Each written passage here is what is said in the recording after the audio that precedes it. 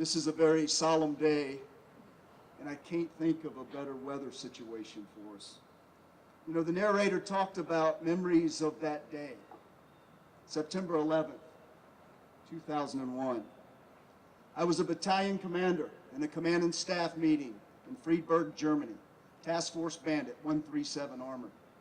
During that meeting, the staff duty comes in and says we had 2 aircraft hit the World Trade Center. I looked at my XO and said, that can't be true. That's some sort of superhero movie. Go check it. And he came back and said, sir, it's for real. Within minutes, we had 400 armed soldiers guarding the footprint of Friedberg-Gießen, the schools, the housing areas, the commissary.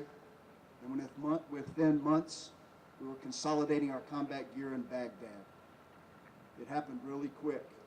And for 19 years now, we've been fighting a global war on terror because we endured as a nation a violent extremist attack on our homeland.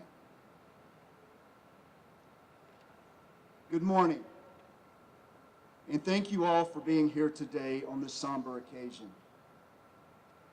I also want to thank all of you who are supporting us virtually by Facebook. It's interesting, because of COVID and the virus protection, we can't have large ceremonies, but we're able to leverage Facebook to reach an even larger community. And that's really important as we remember the worst terrorist attack in our nation's history. I wish we could all be here together, but based on that health protection concern, we have to execute distributed, as you well know. But thanks to all for coming. My name is Tom James, and I am honored to be the commander of 1st Army here at Rock Island Arsenal. For those of you who don't know what our mission is, I can tell you in a nutshell, we support training and deployment operations for the entirety of the Army's Reserve component, the Army Reserve and the Army National Guard. That's a full 52% of our nation's Army. And since this day, 19 years ago, 1st Army has deployed more than 1.2 million great warriors into America's longest war. Some have called 9/11 the Pearl Harbor of our generation. It is a day that changed everything for our country, and this anniversary is surely personal to each one of us. No American citizen can forget where they were or what they were doing when they learned about the planes hitting the World Trade Center. No first responder can forget the sights of their brothers and sisters running into those blazing buildings while everyone else was rushing out. No one who wears this nation's uniform can forget the sickening moment when we fully realized the scale of the conflict that was about to come. And no Gold Star family, 3 of them whose stories we're going to tell today, can forget how September 11th, 2001 set our nation and their loved ones on a path that would end in the most profound, selfless, and heartbreaking acts of service and sacrifice. Even on this cool, gray morning in Illinois, in our mind's eye, we can picture the blue, cloudless skies of New York 19 years ago before everything changed. On that day, Robert Baldwin was a young Army captain. He had commissioned into the Army through the ROTC program at Western Illinois University 7 years before. An aviation officer, he dreamed of an assignment with the famed 101st Airborne Air Assault. That wish would soon come true.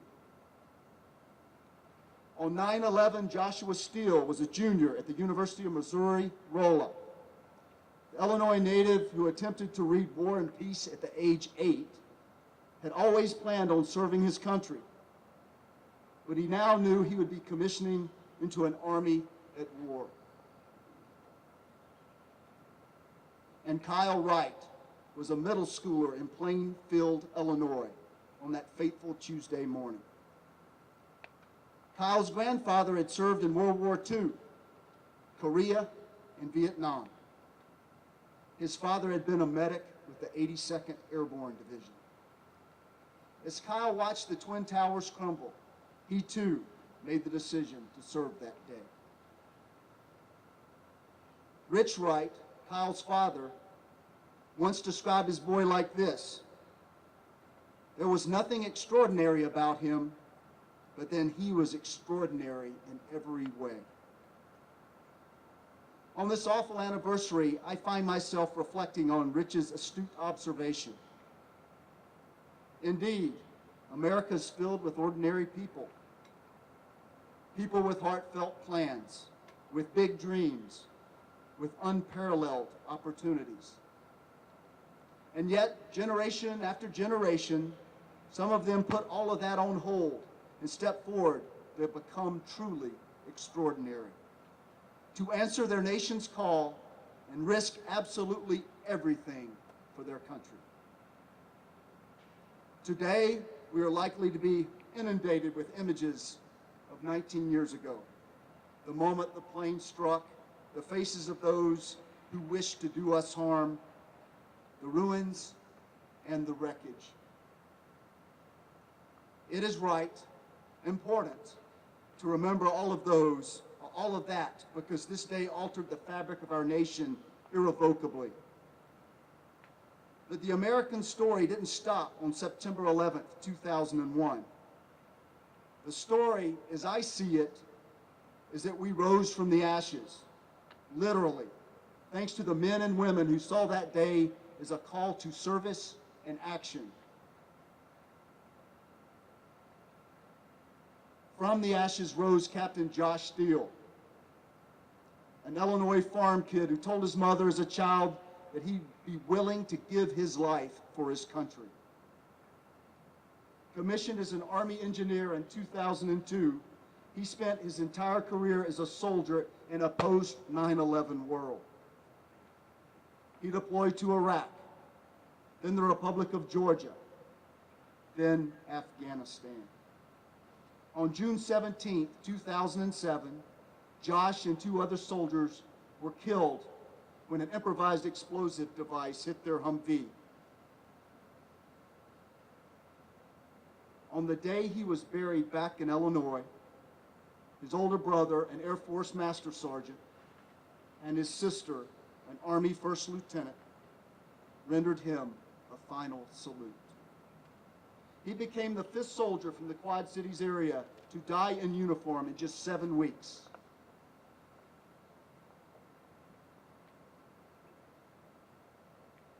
From the ashes rose Kyle Wright, a tough, charismatic, whip-smart Illinois kid.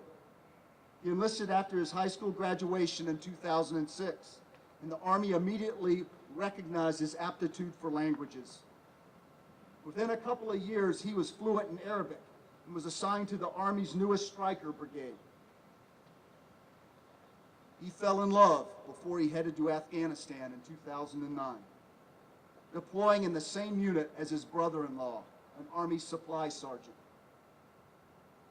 Kyle's unit was making incredible strides in Afghanistan, interdicting tens of millions of dollars worth of weapons and drugs in Kandahar province. Their Stryker hit an IED on 13 January 2010, and Kyle's brother-in-law escorted his casket home. Kyle lies today in Section 60 of Arlington, those 14 hauntingly beautiful acres where the heroes of our wars from 9/11 are buried. It is not a place of presidents or admirals or generals, but of ordinary, no, extraordinary Americans like Kyle Wright. And from the ashes rose Lieutenant Colonel Robert Baldwin. For an aviation officer getting assigned to the 101st Airborne, the Screaming Eagles is pretty much the pinnacle. In 2007, as a major, Robert and his family got their orders to Fort Campbell, to what the 101st Airborne soldiers call their rendezvous with destiny. Robert deployed once and came home safely. Family photos show him surrounded by his 3 smiling children with a cake reading, "Welcome home, Daddy." He and his wife, Danielle, had their 4th child, and Robert deployed again to Afghanistan.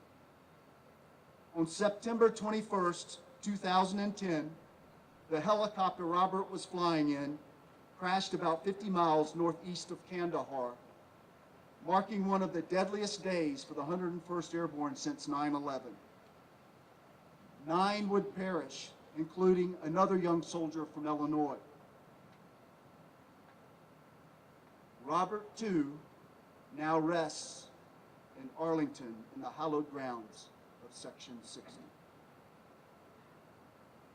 Soldiers like Josh and Kyle and Robert are the best of us. They are brave, they are patriotic, and most of all, they are truly selfless. At a time when so many in our nation stand divided and uncompromising, these men risked everything for those to their right and left, certain that, in the end, goodness and freedom would prevail. I'll leave you today with this thought. This anniversary is one that makes us all wish we could return to our time of innocence, before the towers fell, before the Pentagon smoldered, before a field in Pennsylvania became a final resting place.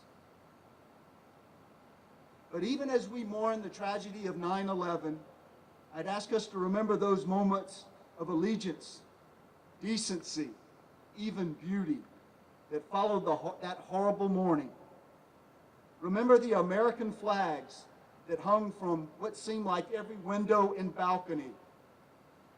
Remember the lines of people donating blood. Remember the churches that held impromptu Tuesday night prayer services. Remember the city squares in every corner of our nation filled with citizens holding hands, holding vigils, holding on to hope.